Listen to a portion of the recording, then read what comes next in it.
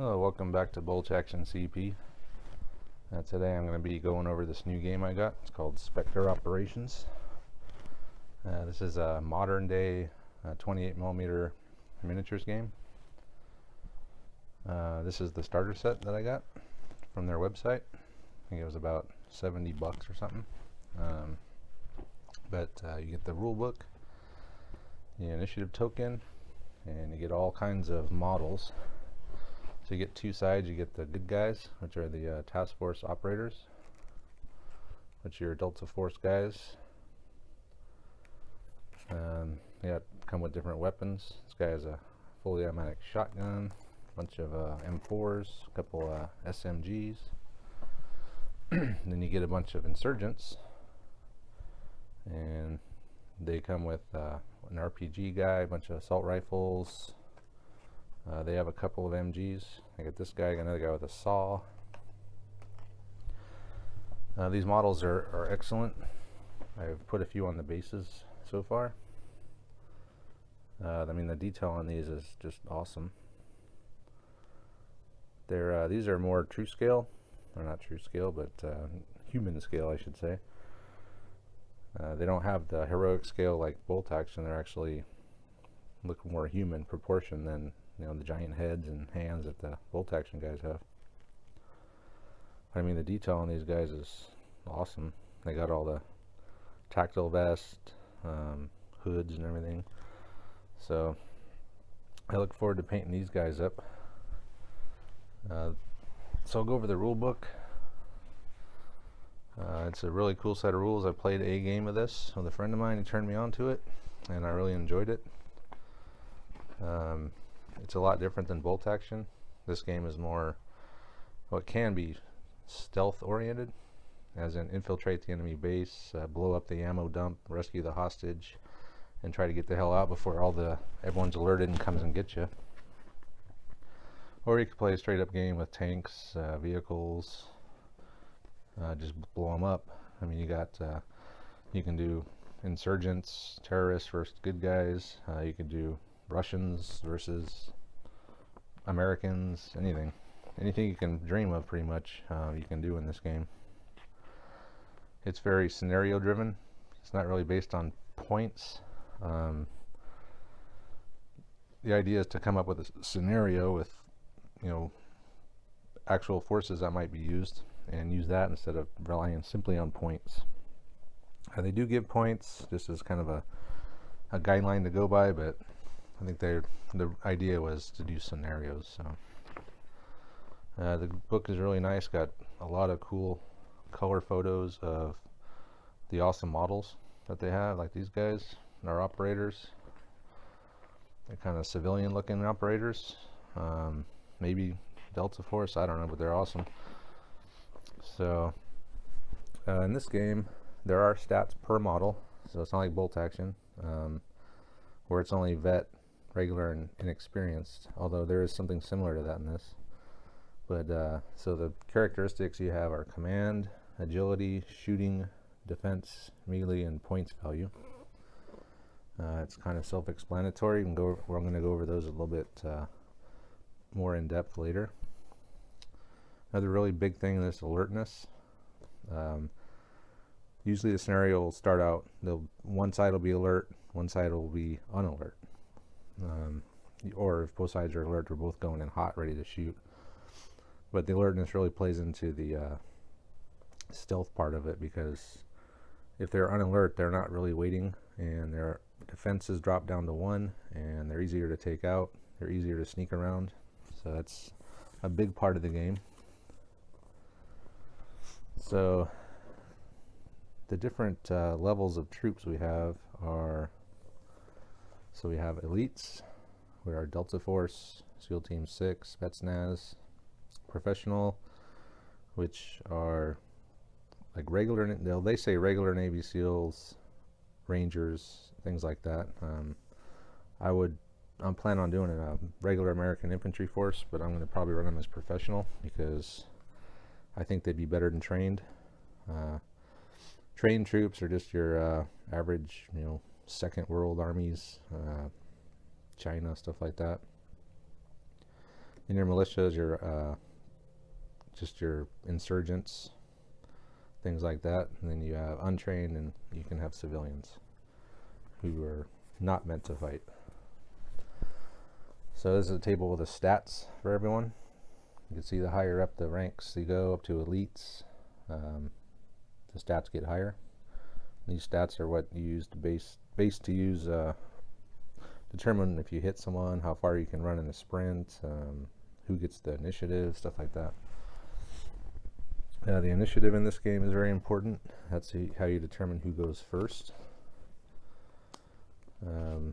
Smaller elite units, SEALs and such, want to have the initiative, because if they lose the initiative, then they get bogged down and they're not moving and shooting and heading to the objective. So it's very important. There's 4 phases.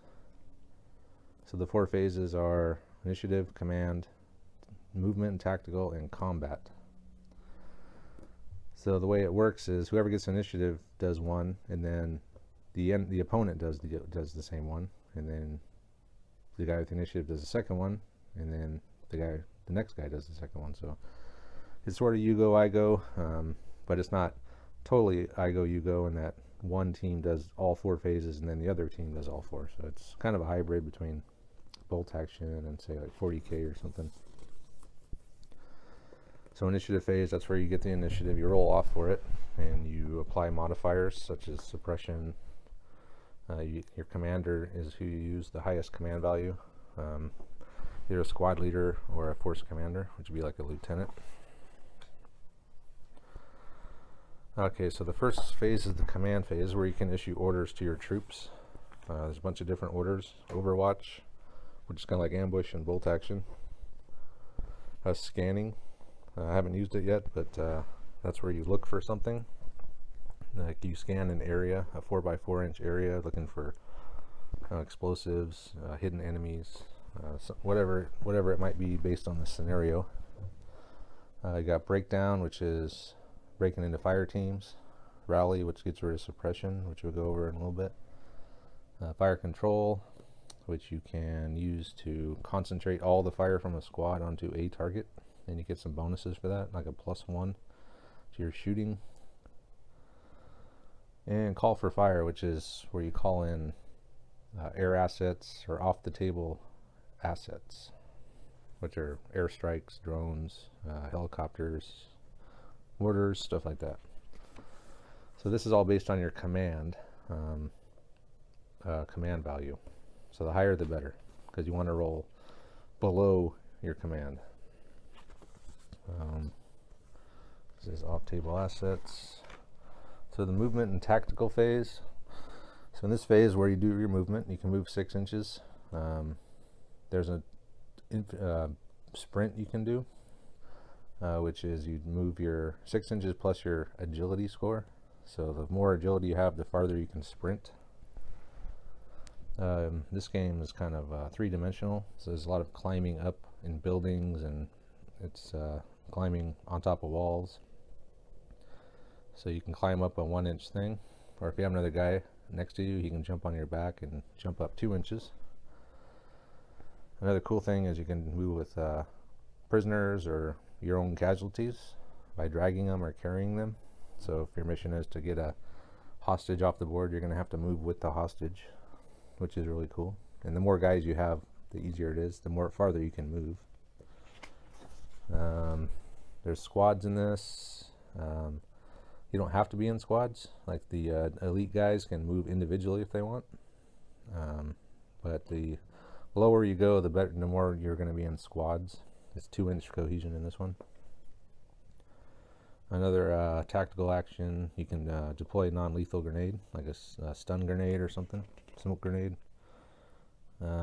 Tactical movement is moving stealthily, so you can move your agility score only, but you do get some bonuses to your defense because you're crouched down, using cover, moving slow.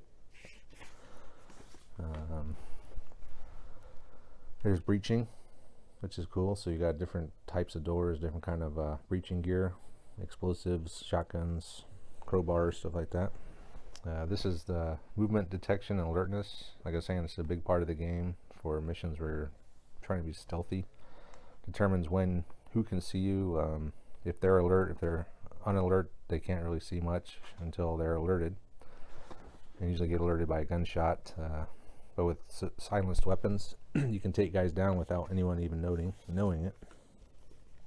Different rules for detection. Combat. So this is where you do your shooting. This uses your shooting skill. And the way it hits is you take your shooting skill, you roll a d6, and you add the two. And the defender will take a d6 and add his defense roll to it. Now the defense rolls are a lot lower than the shooting are, like half of what the shooting are. But there are different ways to increase that by going into cover, or if you're a long range. If you're at long range, they take more negatives. So there's no actual ranges for most weapons in this game. Throwing weapons are shotguns, stuff like that, but all the rifles have unlimited range. But the way they do it is they have intervals. So like a 24-inch range assault rifle, within 0 to 24 inches, it'd be the first range interval, and it'd be no modifier. Once you get over 24, then you got -1. Once you get over like 36, you're at -2, and so on. So the longer range it is, the harder it is to hit. Yeah, and then there's cover. So you got different types of cover and what they do.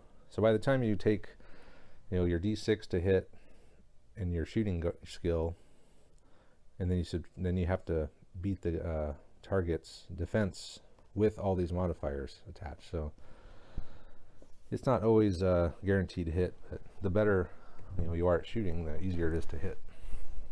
And another thing in this game is every weapon has a lethality to it. So the bigger weapons, you have to roll a lower number to kill. Like a standard weapon, like a rifle, is a 4 up. So if you roll a 4 or higher, you automatically kill the target if you hit it. If you hit it but don't kill it, then there's a wound chart. So you can be lightly wounded or severely wounded, and there's bleeding. So you can bleed out. It gives you a turn in bleeding out. But another cool thing is that you can have a guy patch you up, so you can get back in the fight and stop the bleeding. And there's different upgrades you can use to enhance those abilities, like combat medics and stimulants, stuff like that. You can shoot casualties. You can shoot at inanimate objects or just anywhere on the table, which is cool. Like you throw a grenade or something just in a room or something you can't see in, just to make sure there's no one in there. There's close combat. It's pretty straightforward. You attack, and it's kind of like bolt action. If you win, they die, and it's over. So it's decisive. It's pretty fast, which I like. I don't like real complicated close combat rules in games. Vehicles. I haven't really looked at the vehicles much. There's quite a few rules for them. Ramming people, running into other vehicles. I mean, there's tons of different vehicles, from tanks all the way to motorcycles, and they all have tons of different rules. They all have their own special rules. Another thing I didn't mention was the suppression, which is the pins equivalent to bolt action in this game. And suppression will take, every time you get shot at, you take suppression, even if you don't get hit. So if you get a lot of shooting at you, you can get a lot of suppression put on you. Unless you're an elite or a professional, and then they have limits. Like the elite, I think it said it can only have 2, and the professional can only have 3 suppression. And where that comes in big is the initiative phase, where you take all of the suppression on every unit that you have, and you subtract it from your leadership. So you could have quite a few suppressions. You might get down to a negative number, but the elites can only have 2 per guy, so they're probably going to have a lot less suppression than the enemy, which is good because they need to be going first all the time in order to keep up their momentum. And it's, I mean, I like how the suppression works in this. It's pretty realistic, I think. It's pretty crazy though when you start piling them up. The game we played, it was we didn't we forgot about the rule about, or we didn't know about the rule of the elites only having 2 per, and they were piling them up and they lost the initiative and just got bogged down in some buildings, and that was it. But knowing that they had a limit on suppression would have changed the game quite a bit. So, you know, there's rules here. So here, what else? Darkness, hidden troops. So night missions, you know, figure these guys sneaking in at night, they can get in pretty far, take out the target and get the hell out. But that's just a brief overview of the rules here. There are some missions in here. This game's all about making up your own missions, really, to me. I used to love making missions in a game I used to play on the computer called Operation Flashpoint. It was really involved mission maker, but it was awesome. You could make any kind of mission you can dream up. I mean, take out the terrorist HQ, rescue a helicopter pilot. I mean, just anything. But this game's a lot like that. It's kind of a tabletop version of that for me. That's one of the big draws of it that I like, is that you can come up with any mission you want. So, but anyway, that's kind of just a quick overview. I'm obviously starting playing this game now. I wanted to document here in my opening act here of my Spectre gaming. The other thing I like about this game is it's fast paced. You can play on a small 4x4 table like this, and you play a game in an hour.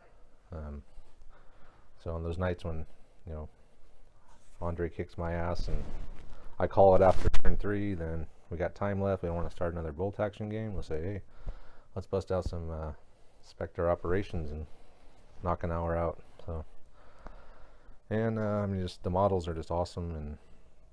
And here's the little terrain I did. I got these at my game store.